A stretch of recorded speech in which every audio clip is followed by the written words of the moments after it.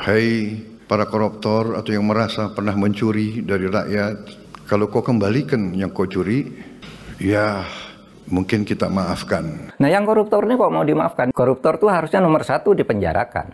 Justru kalau waktu saya itu berpikir yang koruptor tuh justru diberi penjara khusus yang lebih keras gitu. Kok sekarang mau dimaafkan?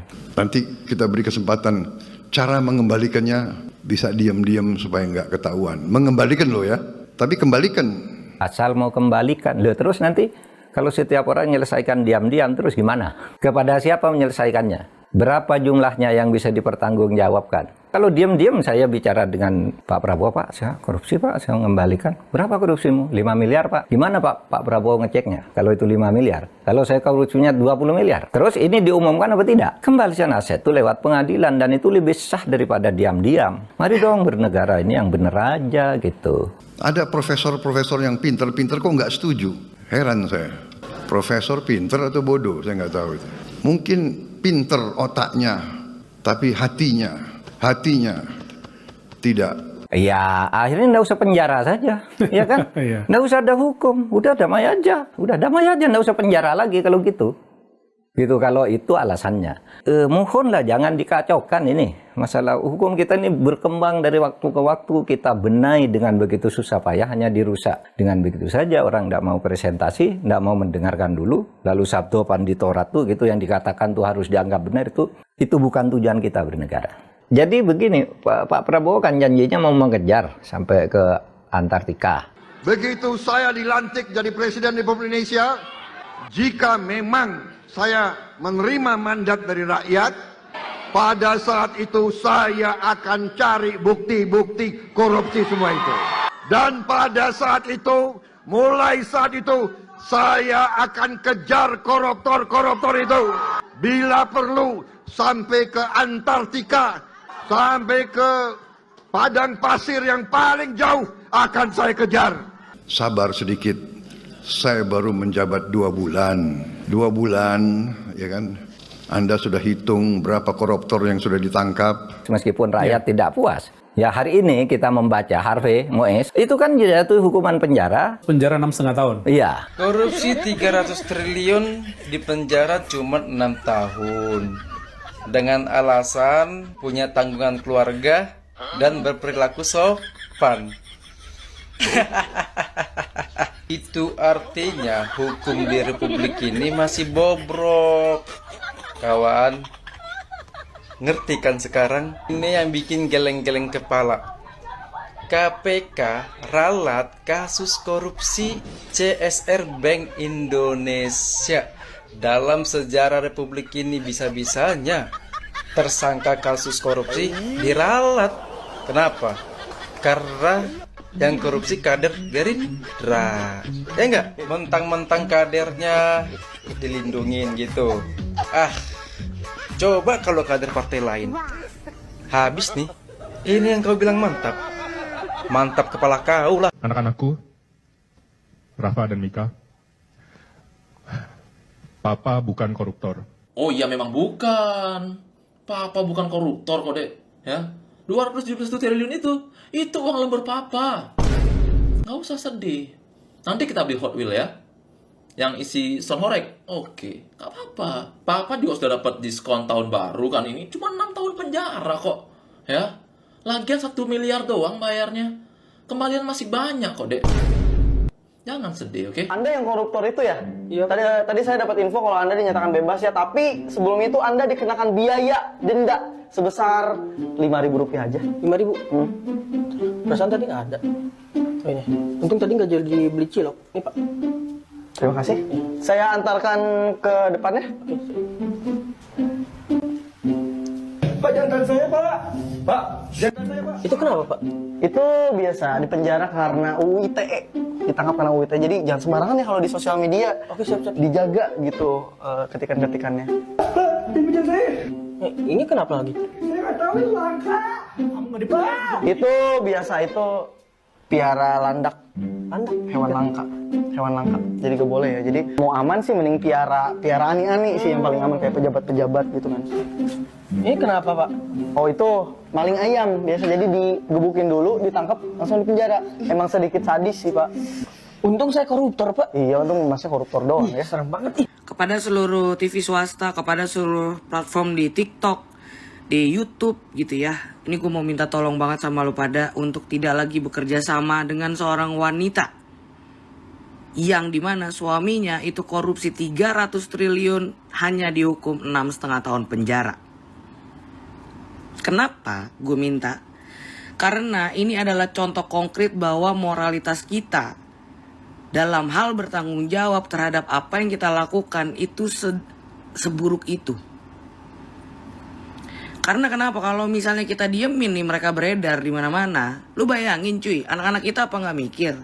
Buset, bisa juga nih kali gue korupsi 300 triliun aja dihukumnya cuma 6,5 tahun penjara, didendanya 1 M doang.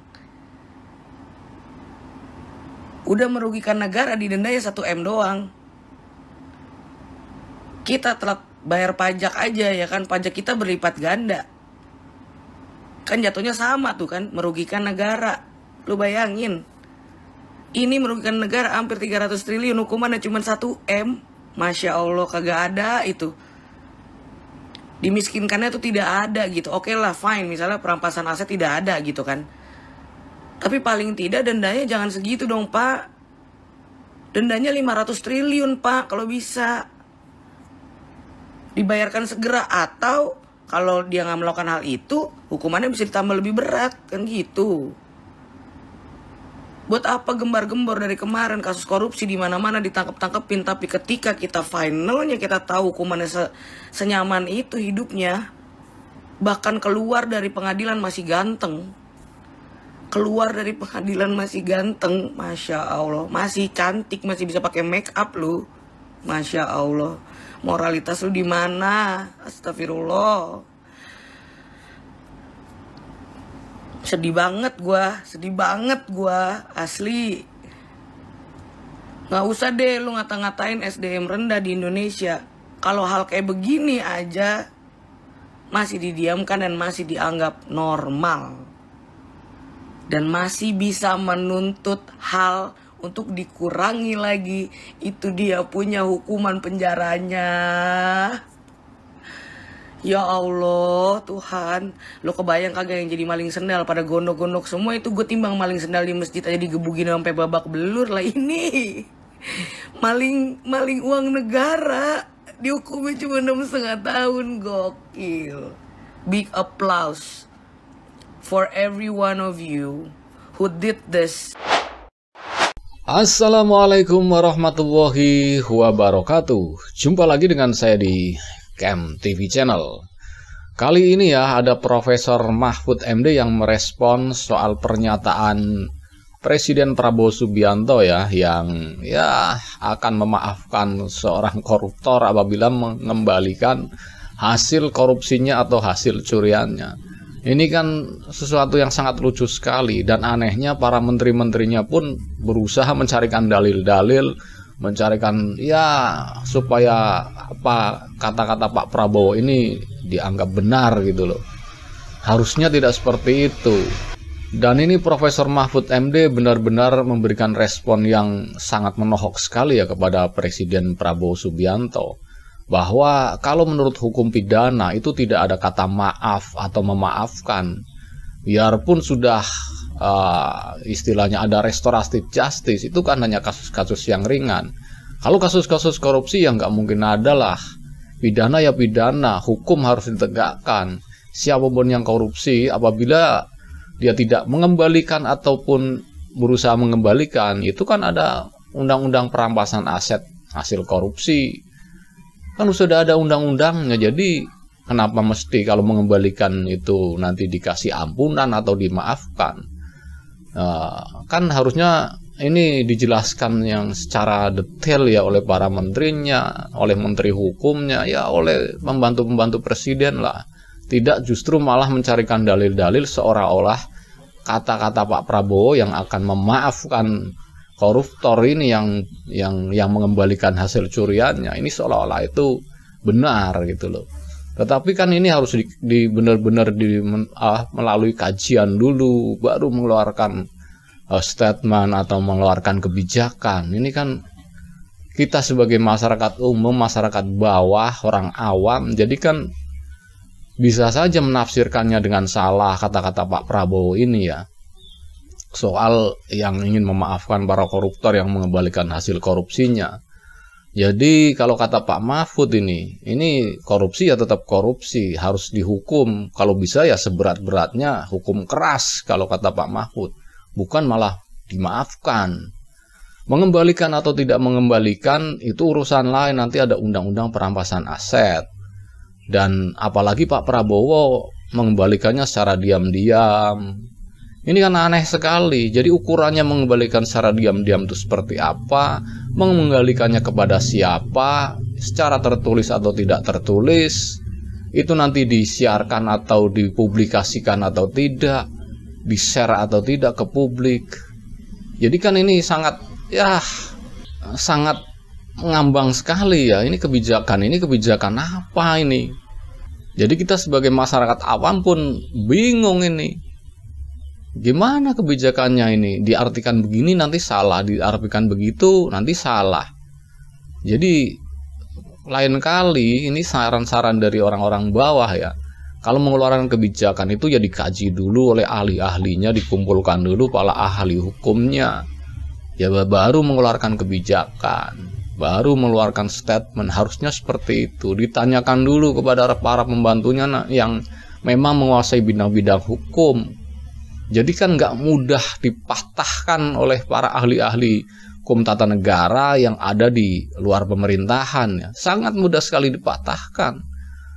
Dan juga para menterinya yang berusaha menutup-nutupi, mencarikan dalil, mencarikan ya pasal-pasal, percuma.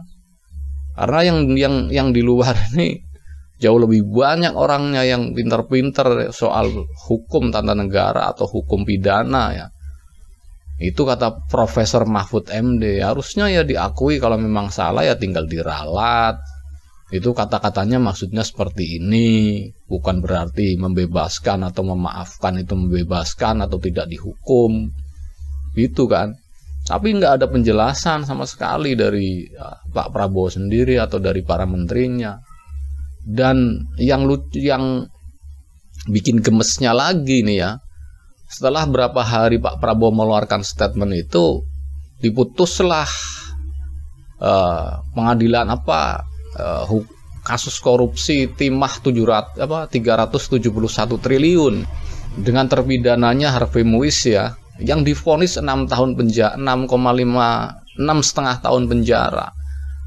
Jauh di bawah tuntutan jaksa ya, yang waktu itu menuntut 12 tahun penjara. Dan hanya denda 1 miliar rupiah. Ini. Nah ini akhirnya masyarakat umum apa ini yang katanya mau memaafkan tuh yang seperti ini.